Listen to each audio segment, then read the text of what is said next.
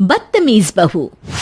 सभ्यता से भरपूर शास्त्री परिवार की इकलौती बेटी मोहिनी को बचपन में ही पढ़ाई के लिए विदेश भेज देते हैं, जहां से वो सालों बाद ग्रेजुएशन पूरी करके इंडिया वापस आती है, जो अब संस्कार, सभ्यता, संस्कृति जैसी चीजों से कोसों दूर होती है। एक सुबह मोहिनी शॉर्ट ड्रेस पहने, कानों में हेडफोन लगाए जोर जोर से इंग्लिश गाने गाती हुई घर में घूम रही होती है। सुबह सुबह भगवान का नाम लेते हैं, राक्षसों की तरह चिल्लाते नहीं।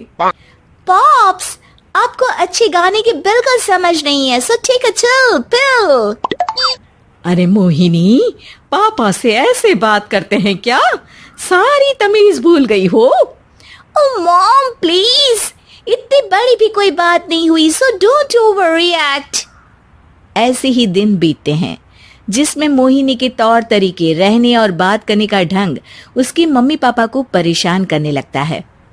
भला कोई मानेगा कि ये मेरी बेटी है?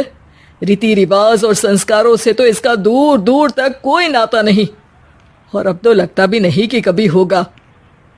अरे ऐसे कैसे नहीं होगा? लड़कियां सारे नखरे अपने माँ बाप को ही दिखाती है। ससुराल जाकर उन्हें सब कुछ करना भी पड़ता है और मानना भी। पत्नी की बात शास्त्री जी समझ जाते हैं और कुछ ही दिनों में अपने से भी ज्यादा धार्मिक परिवार में निखिल के साथ मोहिनी का रिश्ता पक्का कर देते हैं। रिश्ता तो पक्का कर दिया, पर यहाँ मोहिनी को कैसे मनाएंगे? शादी ब्याह के मामले में आटे में नमक जितना झूठ तो चलता है जी।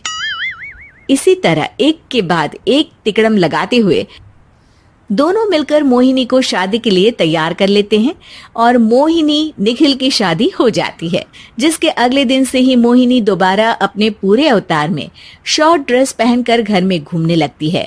बहू को ऐसे देख सास की आंखें फटी की फटी रह जाती हैं।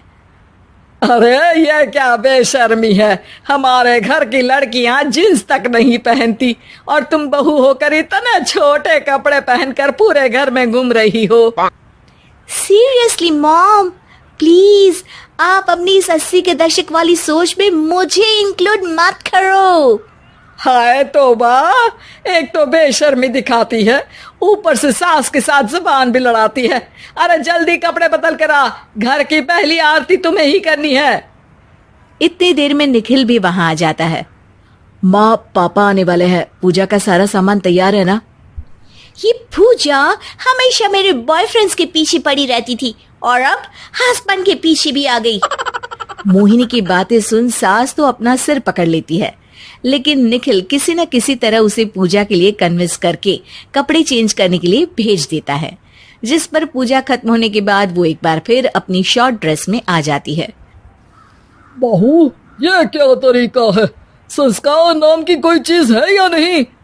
नहीं ससुर जी, संस्कार मेरा दूसरा बॉयफ्रेंड था, अब तो मेरा उससे कोई कांटेक्ट नहीं है।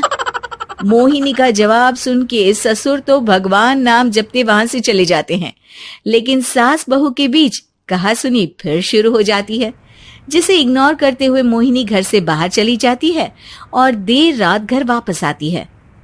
मोहिनी, मैं जानता हूँ कि तुम विदेश में रही हो और तुम्हें वहीं की आदत है, पर यहाँ चीजें कुछ अलग है।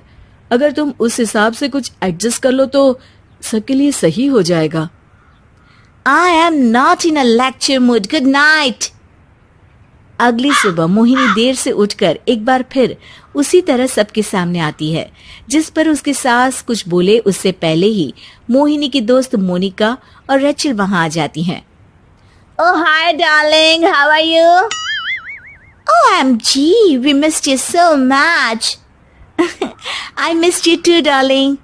राम राम, इन्होंने तो तुमसे भी छोटे कपड़े पहने हैं। अरे तुम लोगों के अंदर कोई शर्म लिहाज बाकी भी है या सब बेच खाई? मोहिनी, तुम्हारी मेड कुछ ज्यादा नहीं बोलती? इस पर मोहिनी की दोस्त उसकी सास का मजाक बनाने लगती है, जिसे सुन निखिल उन्हें जवाब देते हुए कड़वे शब्द सुना देता है और वो सुन के वो दोनों तो मुंह बनाए वहां से चली जाती है, लेकिन गुस्से से लाल मोहिनी वहीं खड़ी निखिल को घूरती रहती है। घूर क्या रही हो? तुमसे शादी की ये सोचकर कि विदेश में पढ़ी लिखी हो, घर में कोई पॉजिटिव चेंज लाओगी, अपनी करियर के लिए एम्बिशियस होगी, पर अपने इस बिहेवियर से उस पढ़ाई के साथ साथ अपने मम्मी पापा के नाम को भी डुबो रही हो। अगर तुम्हें ऐसे ही हाल रखने हैं तो यहाँ रहने की कोई जरूरत नहीं है। निखिल की बातें सुनकर मोहिनी रोते हुए घर छोड़कर अपनी मम्मी पापा के पास वापस आ जाती है। ससुराल में सब कुछ ठीक तो है? वो अपने आप को समझते क्या है? मोहिनी पर चिल्ला रहे हैं? मैं क्यों उसके इशारों पर चलूं? मैं अपनी लाइफ अपने तरीके से जीना चाहती हूँ और वो ना आप लोगों को मंजूर था और ना ही उन्हें है। तुम यहाँ नहीं रह सकती। अपने पापा की बात सुन के मोहिनी हैरान रह जाती है। हाँ, तुमने बिल्कुल सही सुना। अगर तुम्हें अपने इस घमंड, बेशर्मी और बदतमीजी में ही जीना है तो तुम यहाँ भी नहीं रह सकती।